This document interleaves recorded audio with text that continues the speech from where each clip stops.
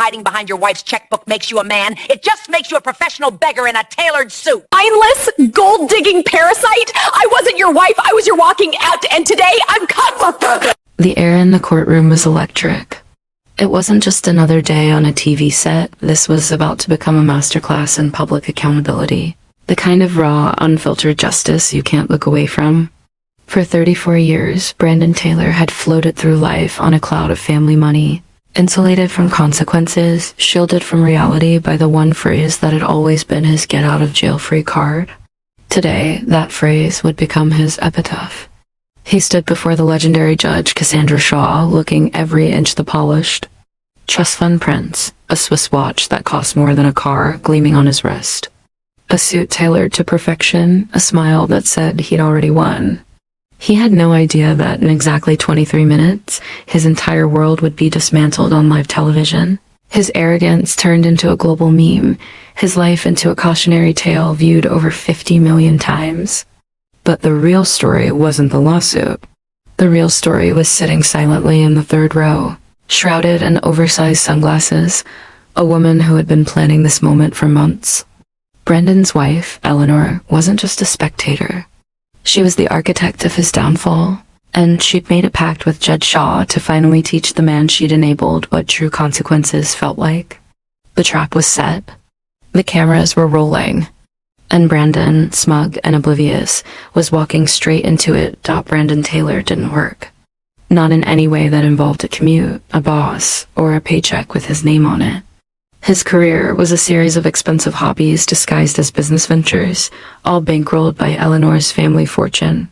He'd been head of lifestyle innovation at his father-in-law's firm, until he was quietly removed for treating the executive suite like his personal nap room. He'd launched a luxury men's grooming brand that folded after he spent the entire marketing budget on a launch party for his friends.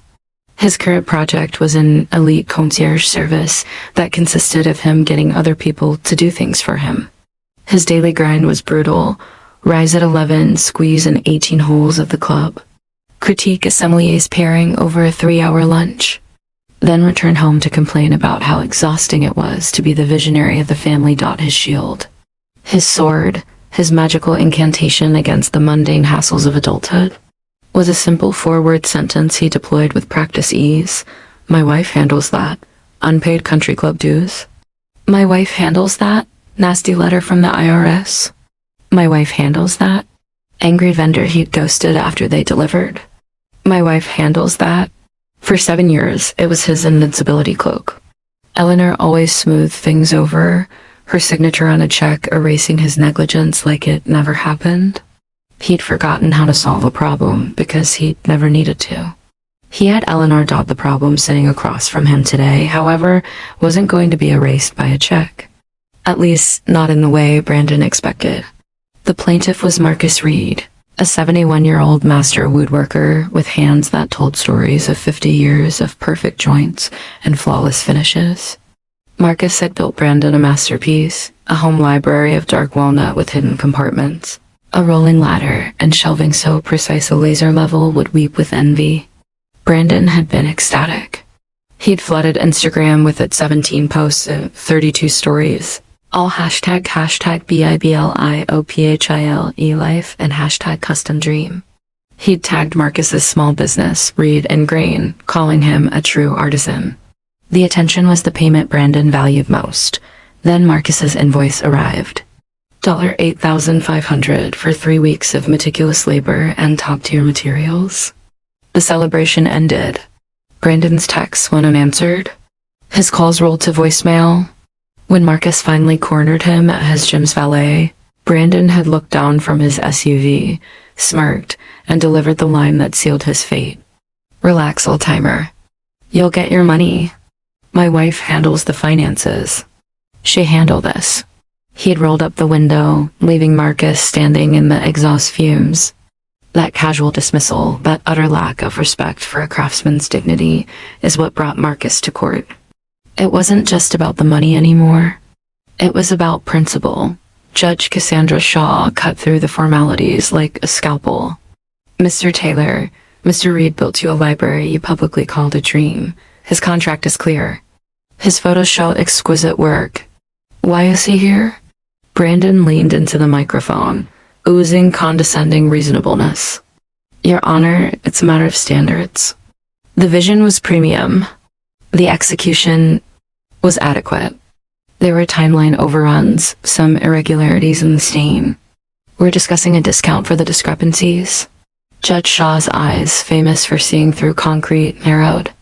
Irregularities. Show me. Marcus Reed didn't say a word.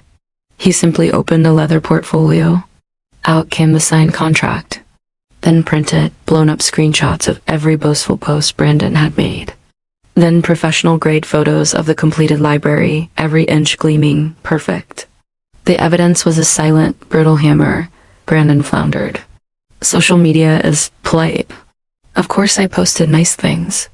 That doesn't mean I forfeit my right to quality control. His voice took on a whining, aggrieved tone. This is getting blown out of proportion. These financial things, my wife manages all that.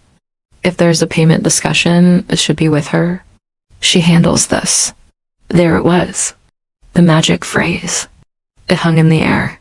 In the gallery, Eleanor Taylor, unseen behind her dark lenses, allowed herself a small, cold smile. Judge Shaw didn't blink. So you have no independent income, Mr. Taylor? I'm a strategist. An investor? Investor of what? Your wife's money? Brandon's polished facade cracked with irritation. We're a partnership. I manage our lifestyle assets.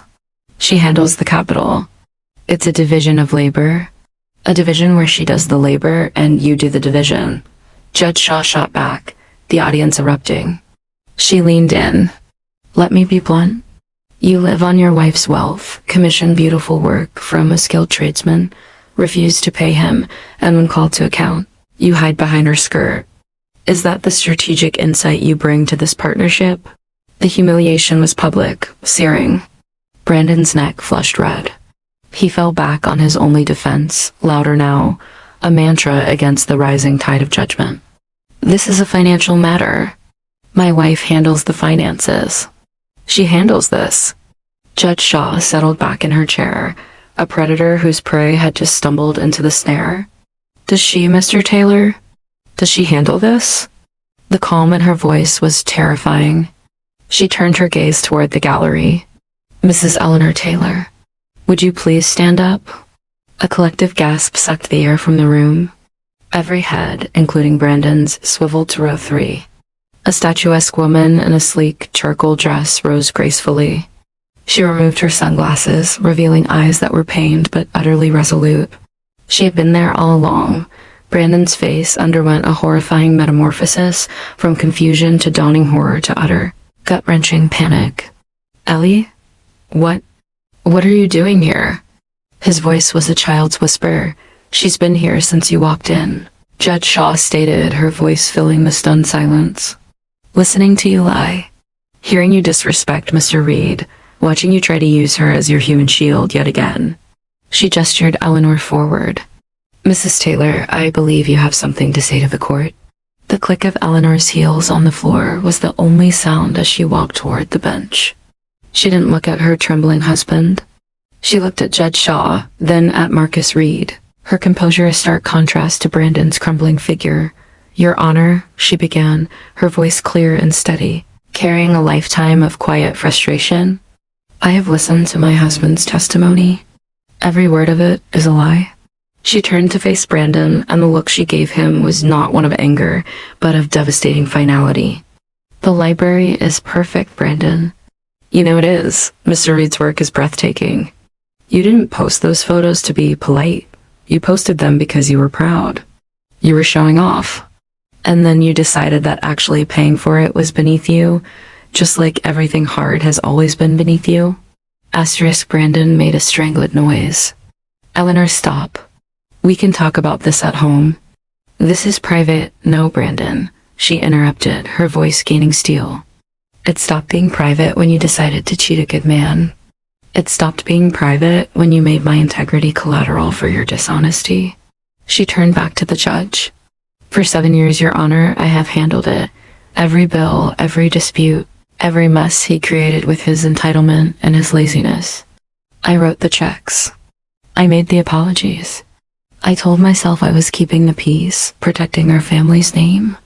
But I wasn't protecting anyone. I was poisoning him. I was teaching him that decency was optional, that his word meant nothing, that the world owed him everything, and he owed it nothing in return. The courtroom was mesmerized. This was no longer a small claims case. It was a public autopsy of a marriage, a live broadcast of a long overdue intervention. Asterisk, the phrase, "my wife handles this," Eleanor continued, isn't a statement of fact. It's his declaration of moral bankruptcy. It means I take no responsibility. I feel no shame. Someone else will clean up the dirt I leave behind while I'm done cleaning. Asterisk, Brandon was pleading now, the smugness utterly gone, replaced by raw terror. Baby, please. I'll pay him right now. I'll get the money. Just don't do this here. He was begging for the curtain to close, for the audience to disappear, for the consequences to be once again whisked away into the private, solvable realm. Eleanor's gaze was glacial. Where should I do it, Brandon? In another therapist's office where you'll pretend to listen for an hour? Over another dinner where you'll promise to change? You don't have the money to pay him. You've never earned $1 that wasn't funneled through me or my family. You are a financial toddler in a Rolex. Then she delivered the coup de grace, the sentence that would echo across the internet for weeks. I filed for divorce yesterday morning. All joint accounts are frozen. All credit lines are closed. The apartment is mine. The cars are in my name. You have access to nothing. So when you say my wife will handle this, you're correct. I am handling it by ensuring you finally handle something yourself. The word divorce hit Brandon like a physical blow.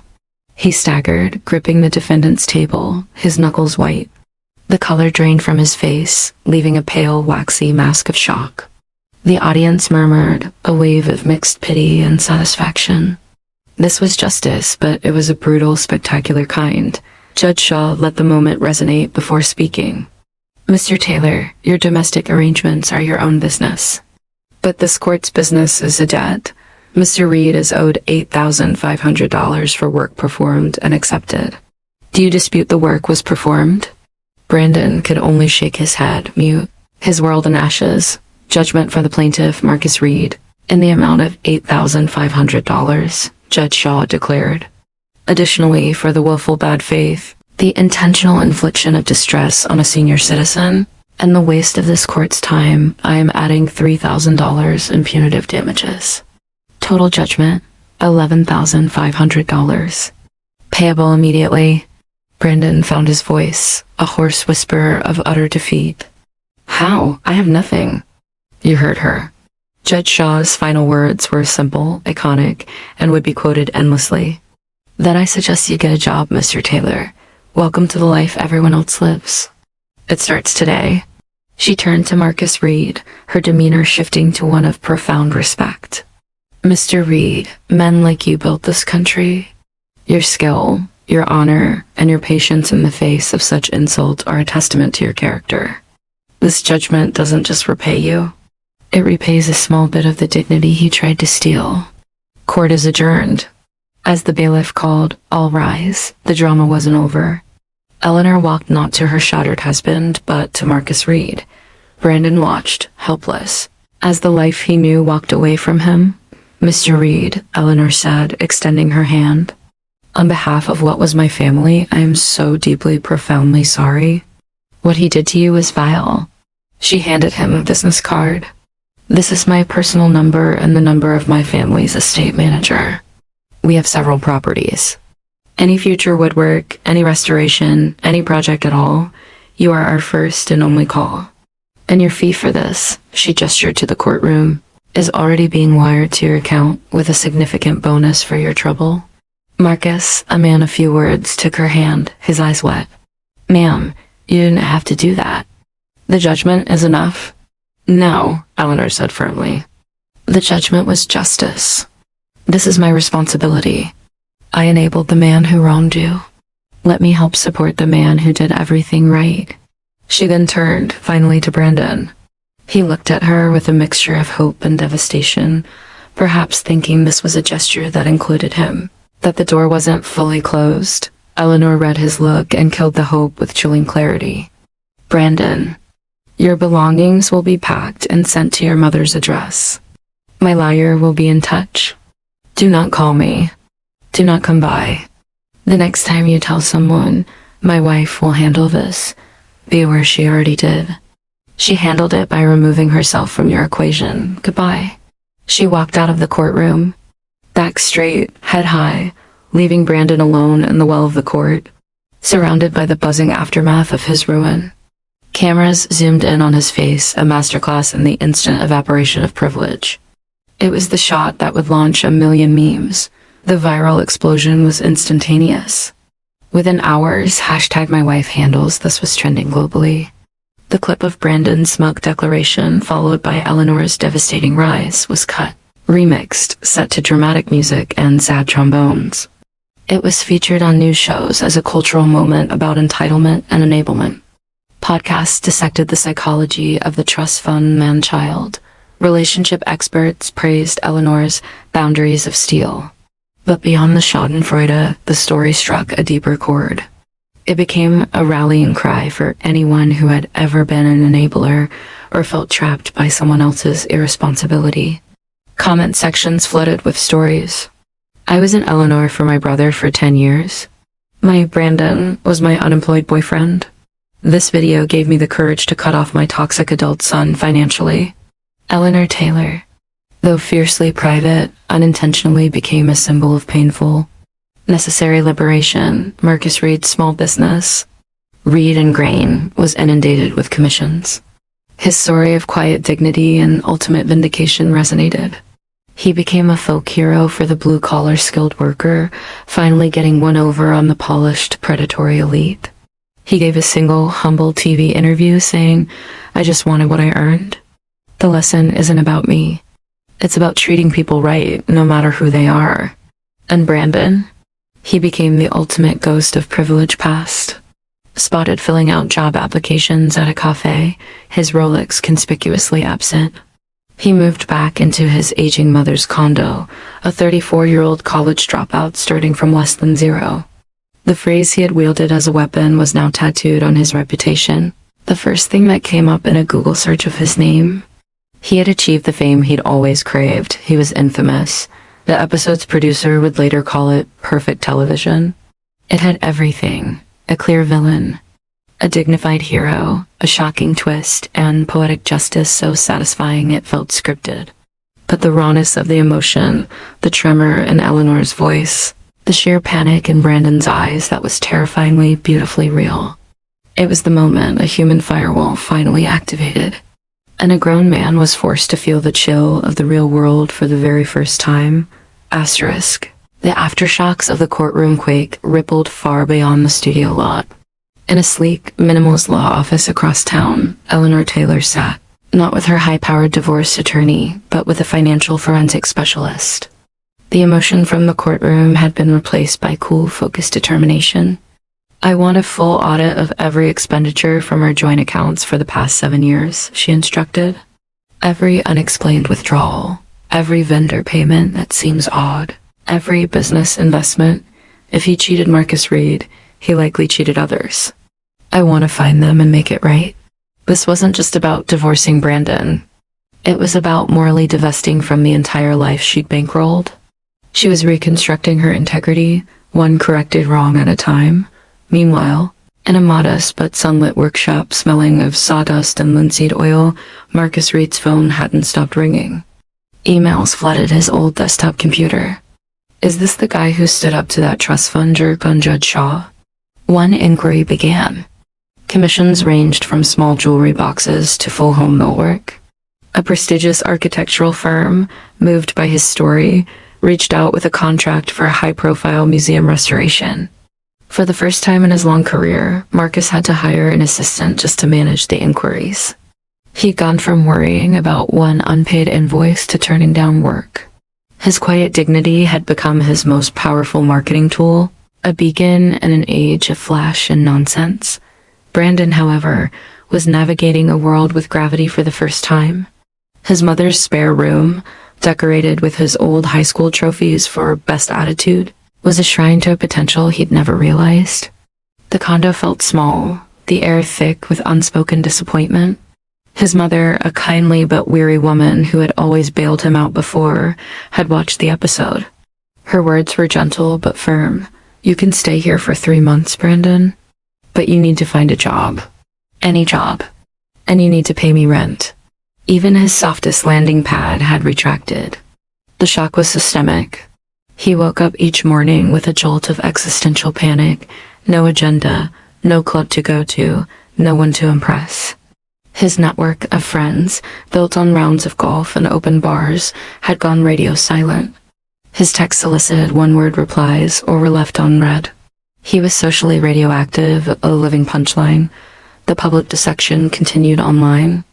Internet sleuths, armed with Brandon's full name from the court documents, began digging. They found his abandoned LinkedIn profile, strategic visionary and lifestyle curator, his cringeworthy Instagram, now set to private, and reviews from other small businesses. A personal trainer came forward. He did 6 sessions, promised to have his wife send a check, and ghosted. A local vineyard recounted him ordering cases of expensive wine for a tasting event that never happened, leaving them with the bill. The pattern was sickeningly clear. Brandon Taylor wasn't just a one-time deadbeat. He was a serial exploiter of small businesses, using his wife's perceived wealth as a cloak of immunity. The narrative solidified from a story about one man's comeuppance to a broader indictment of a certain kind of parasitic privilege, asterisk. This digital reckoning had a tangible effect. When Brandon, armed with a freshly printed resume, which was mostly creative fiction, finally worked up the courage to apply for jobs, he faced a new hurdle. Googling Brandon Taylor for a background check didn't yield a professional history. It yielded the viral clip, the memes, the news articles calling him the "my wife handles this guy." Interviews at even basic entry-level sales or customer service positions went south the moment a curious manager made the connection. His reputation wasn't just tarnished. It was a digital monument to unreliability. One particularly low point found him at a sprawling big-box warehouse store, filling out an application for a stalker position. The young manager, maybe 25, looked from the application to Brandon's face, recognition dawning. "Wait, you're that guy from the TV." He didn't say it with malice, but with a kind of fascinated pity. "Look, man, I can't. The drama, you know. We need people who just show up." Rejection from a job he would have considered beneath his notice a month ago was a new flavor of humiliation. Bitter and grounding back in the legal realm. Eleanor's forensic audit was bearing fruit. They discovered credit cards Brandon had opened in her name, loans against their property he had taken out for his failed ventures, and a trail of small settlements paid to other vendors who'd threatened to sue. Each discovery was a fresh cut, but it also fueled her resolve. Her legal team began reaching out, making restitution with interest. Each settled debt was a stitch closing a wound he'd opened in her name. She was reclaiming her financial identity, scrubbing it clean of his fingerprints. The divorce proceedings, as expected, were swift and one-sided. With a prenuptial agreement that hadn't been updated, and Brandon's demonstrable zero financial contribution, he was entitled to almost nothing. The court, aware of the very public evidence of his character, was unsympathetic. He would leave the marriage with his personal effects, his now infamous wardrobe, and a mountain of personal debt he had accrued on his own secret cards. The prenup protected the family wealth entirely. The final hearing was a quiet procedural formality. Eleanor and Brandon did not speak. He signed the papers with a hand that shook slightly. She signed with the steady finality of someone closing a very long, very expensive chapter. In the weeks that followed, a curious transformation began, born not from grace but from sheer, desperate necessity. Humbled, broke, and truly alone for the first time in his life, Brandon started at the absolute bottom. A friend of his mother's knew a contractor who needed a gopher this, go for that laborer. It was brutal physical work, hauling drywall, mixing mortar, cleaning up sites at the end of long, dusty days. His soft hands blistered and calloused. His back ached. His fellow workers, initially giving the TV guy a hard time, slowly warmed to him when they saw he wasn't quitting, that he showed up on time, and that he stopped talking about his past life. On one site, an older carpenter was installing custom trim. Brandon watched, mesmerized by the man's skill, the sure strokes of the plane, the careful tap of the mallet, the pride in a seamless joint. It reminded him painfully of Marcus Reed. He was handed a sander and told to smooth the door. For an hour, he focused on nothing but the grain of the wood, the feel of the vibration in his hands, the progression from rough to smooth. It was the first purely productive thing he'd done in a decade. There was no audience, no social media post, no illusion of being a visionary. It was just work. And for a fleeting moment, it didn't feel like a punishment. It felt real. He opened a bank account with his first paycheck, a meager sum that felt more valuable than any prior transfer from Eleanor. He paid his mother rent. He bought work boots. The cycle of earning and spending his own money was a fundamental reprogramming. The polished shell of Brandon Taylor was cracking, and underneath was someone raw, confused, and starting from scratch. The public, however, had moved on to new dramas. The "my wife handles this" meme had peaked, though it remained a useful shorthand. Eleanor, true to her word, had commissioned Marcus for a stunning paneled study in her new solo apartment. She'd begun quietly funding a small grant program for tradespeople needing new tools. Named not after her, but simply the Reed Grant. She was rebuilding a life of quiet, intentional substance. And Judge Cassandra Shaw. She watched the cultural phenomenon with a wry smile. The case had become a cornerstone of her legacy, proof that her courtroom wasn't just about money, it was about moral accounting. In an interview, she was asked if she felt she'd been too harsh. Her reply was typical Shaw. Harsh? I gave him the greatest gift possible, a mirror. For 34 years, everyone around him had been giving him smoke. I gave him a reflection. What he chose to do with that reflection was up to him. My job isn't to save people from consequences. It's to deliver the consequences so they can have a chance to save themselves.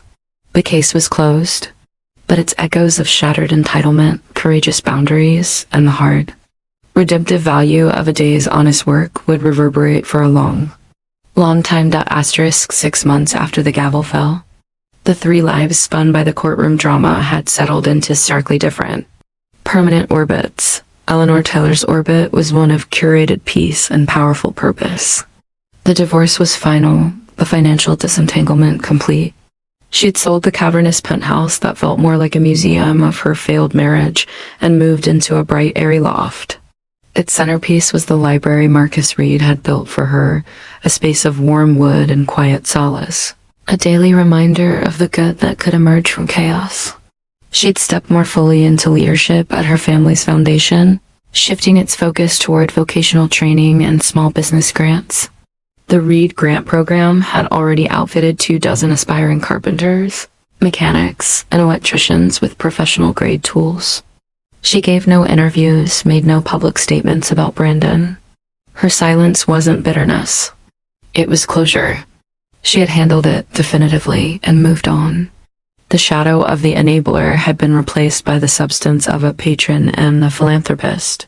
Her courage was now a quiet, powerful engine for change. Not a viral headline, Marcus Reed's orbit had expanded into a comfortable, celebrated realm. Reed and Grain was now a sought-after brand, with a waiting list stretching months. He'd hired 2 apprentices, passing on his knowledge to a new generation. He'd even been invited to give a talk at a design school about the soul of craftsmanship. He often thought of that day in court, not with anger, but with a profound sense of restored balance. The money had been important, yes, but the public vindication had been something else, a cleansing fire for his professional pride. He'd sent Eleanor a simple, handmade thank you note for her continued patronage, a card of heavy, hand-pressed paper. Inside he wrote just 4 words, "Thank you for standing." It said everything. Brandon Taylor's orbit was a tight, grinding loop of survival and slow awakening. He was still a laborer for the same contracting company, but he'd graduated from gopher to a helper on finished crews. He learned to measure twice, cut once. He learned the names of tools. He learned the bone-deep fatigue that comes with actual productivity. The other workers, a tough but fair crew, no longer saw that TV guy. They saw Brandon, a guy who was green but tried hard, who bought his round of beers on Friday, and who had stopped talking about the past. The most significant change, however, was internal and invisible. The constant hum of performative entitlement, the need to project an image, to manipulate perceptions had quieted. In its place was a hollow ache, the void left when a false self collapses. He started reading at night, not business books, but novels, histories, anything that wasn't about himself. He started cooking simple meals. The silence in his mother's condo, once oppressive, became a space where he could actually hear his own thoughts. They weren't impressive thoughts. They were questions. Who am I without the money? What can I actually do? What do I want? The catalyst for the next phase came from an unexpected source. The foreman on his job site, a gruff man named Leo. Leo had watched Brandon's progress for months. One afternoon, as they were cleaning up, Leo tossed Brandon a brochure. Local union apprenticeship program for electricians. 4-year program. Starts pay low, but ends with a journeyman's license, benefits, the whole deal. You've got hands. You show up. Might be something. Brandon stared at the brochure. A 4-year commitment. A structured path. A real trade. A week earlier, the old Brandon would have scoffed at the idea of being an electrician. Now, he saw it for what it was, a ladder. A way to build a real life, not curate an illusion. He filled out the application that night, his handwriting careful on the form. It felt like the most important document he'd ever signed. Asterisk, the public world had mostly forgotten him, but the digital ghost remained. As part of the union application, he had to consent to a background check.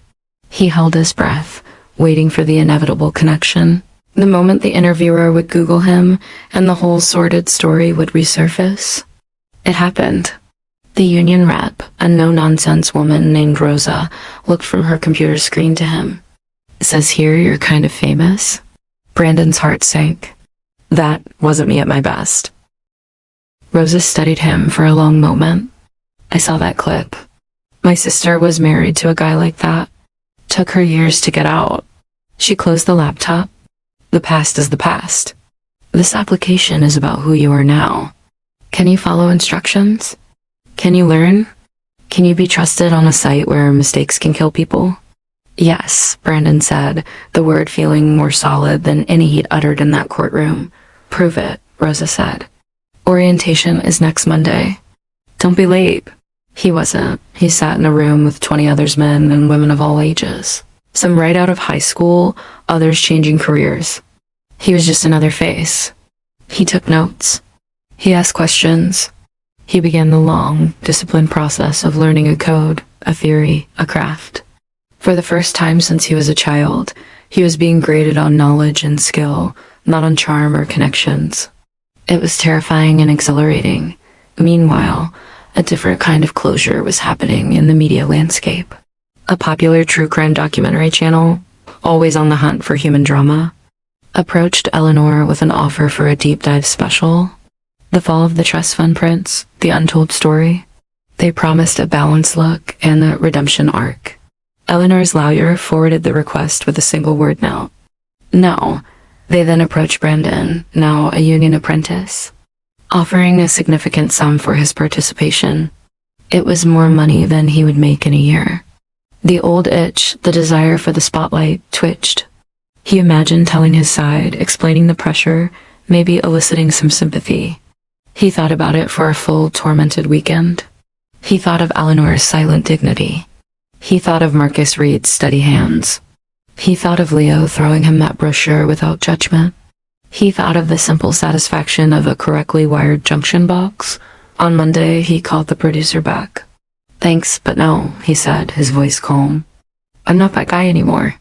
And that story, it's done. He hung up and went to class, where they were learning about conduit bending. The feeling that followed wasn't regret. It was a profound, unfamiliar sense of self-respect. He had chosen the present over the past, substance over spectacle. It was, in its own way, his first truly adult decision. The documentary never got made. The world's attention, ever fickle, had fully moved on. The meme was archived, the lesson absorbed. In the end, the most powerful consequence of that day in Judge Shaw's courtroom wasn't the viral fame or the financial judgment. It was the quiet, private, ongoing work of 3 people rebuilding their lives on foundations of truth, one through purpose, one through craft, and one, for the very first time, through the sweat of his own brow and the weight of his own choices. The gavel had fallen, but the real sentence, the life sentence of living with who you've chosen to become, was just beginning. Asterisk 5 years later. The memory of the "my wife handles this" case lived on as legend. A vintage clip trotted out occasionally in best of court TV compilations. The world had spun through countless news scandals and redemptions. But in the lives it had permanently altered. The echoes had solidified into destiny. Eleanor Taylor's foundation had become a powerhouse in microfinancing for skilled trades. The Reed Grant had evolved into a full-fledged academy, partnering with unions and community colleges. At its annual fundraiser, a black tie affair that actually attracted people who worked with their hands, Eleanor was a poised, respected figure. She'd never remarried but spoke warmly of a partner, a historian who loved her for her mind and her mission, not her portfolio. When asked by a well-meaning donor if she ever thought about that whole awful business, she would smile a small, private smile. "Every day," she'd say. "It's why we're all here." The trauma had been alchemized into fuel for a legacy of empowerment. She had not just moved on. She had built a monument to the lesson. Marcus Reed, at 76, had semi-retired. Reed and Grain was now run by his 2 former apprentices, who upheld his standards with fierce pride. He came in a few days a week to consult on special projects, his hands, though slightly less steady, still capable of magic. His crowning achievement sat in the city's art museum, a contemporary sculpture bench of intertwined maple and steel, a permanent installation. The plaque beside it read simply, "By Marcus Reed, craftsman." He was a local icon, a living testament to the dignity of making things well. He and Eleanor exchanged holiday cards every year, a bond of deep, unspoken respect between 2 people who had witnessed the worst and chose to champion the best. Brandon Taylor's journey was the least linear, the most arduous, and in many ways, the most transformed. The 4-year electrical apprenticeship had been a grind of night classes, brutal exams, and physically demanding work. There were moments he wanted to quit, to fall back into old patterns of blaming the world for being difficult. But the structure of the union, the clarity of the codebook, the mentorship of his journeyman, a patient man named Hector, who saw potential beneath the baggage, kept him anchored. He earned his journeyman's license on the first try, the plastic card feeling heavier and more valuable than any platinum credit card he'd ever carried. He moved out of his mother's condo into a small, clean apartment of his own. He furnished it slowly, with pieces he found at thrift stores, and repaired himself. It was humble, but it was his. The confidence he gained wasn't the arrogant bluster of old. It was the quiet assurance of someone who knows how to solve practical problems, who can follow a complex schematic to its end, whose work can be inspected and will pass. The true test came about 3 years into his career. He was part of a crew rewiring an old brownstone. The general contractor on the project was cutting corners, using substandard materials. Brandon's foreman grumbled but went along, under pressure to meet the deadline. One afternoon, the contractor pointed to a bundle of wire that didn't meet code. "It's fine. Just run it. No one's gonna check the walls." The old Brandon, the one who avoided conflict and expected others to clean up messes, might have shrugged and done it. The new Brandon felt a physical revulsion. He saw Marcus Reed's face. He heard Judge Shaw's voice. Adequate isn't the standard when people's safety is involved. He thought of the license in his wallet, earned with sweat and study. "No," Brandon said, his voice firm. "That's not to code." It's a fire hazard. I won't install it. The contractor got in his face, threatening to have him fired from the crew, blackballed from the union. For a heartbeat, fear flashed, the fear of loss, of being cast out again. But it was met by a stronger force, the knowledge that he was right. He wasn't protecting a lifestyle. He was protecting a principle and the safety of the family who would live there. Fire me, Brandon said, not raising his voice. Then I'll call the building inspector and the union hall. Your call. The contractor backed down, fuming, but ordered the proper materials. The foreman clapped Brandon on the shoulder later. Gutsy move, kid. Right move. In that moment, Brandon understood the full weight of the lesson. Accountability wasn't just about paying debts. It was about holding the line for what's right, even when it costs you. He had become the man who would handle it, not pass it on. The universe, in its strange way, offered a final twist of poetic closure. Brandon's company was hired to do a full electrical upgrade on a boutique design studio. The owner was out of town, and the project manager meeting them was none other than a now-grown, supremely competent assistant who worked for Eleanor Taylor's foundation. She didn't recognize Brandon. The years of manual labor had changed his face, his posture, his bearing. He was just another capable electrician on the crew sheet. As they reviewed the plans, Brandon saw the foundation's logo on the paperwork. A strange calm settled over him. There was no fear, no desire to hide or explain. He was just a tradesman doing a job for an organization that did good work. At one point, he made a suggestion for a more efficient routing that would save time and materials. The project manager, impressed, said, "That's smart, thanks." It was professional, respectful acknowledgement. It was enough. He never saw Eleanor. He never mentioned his past. He did the work impeccably. His bends neat, his terminations perfect, his boxes flush and level. When they finished, the project manager signed off on his timesheet with a smile. "Great work. We'll keep you in mind for future projects." Walking out of the beautiful, well-funded space for the last time, Brandon felt a chapter seal itself shut, not with a dramatic bang, but with the satisfying click of a properly installed cover plate. He had existed in Eleanor's world again, not as a parasite, but as a contributor.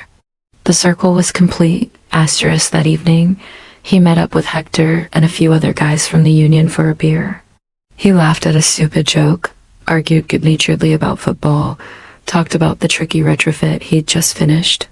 He was just Brandon, the electrician. No prefix, no meme, no shadow.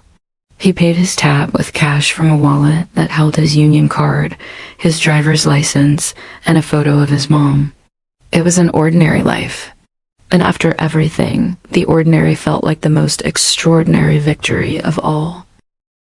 The story that began in the blistering spotlight of a TV courtroom found its ending not in fame or infamy, but in the quiet, profound anonymity of a life earned. Judge Shaw's gavel had sentenced Brandon to consequences, but he had, through the long, hard years, paroled himself. He had finally learned the lesson that no trust fund could buy and no enabler could teach, that the only thing worth handling is your own character, and that building a life, like building anything of value, requires showing up, getting your hands dirty, and doing the work one honest connection at a time.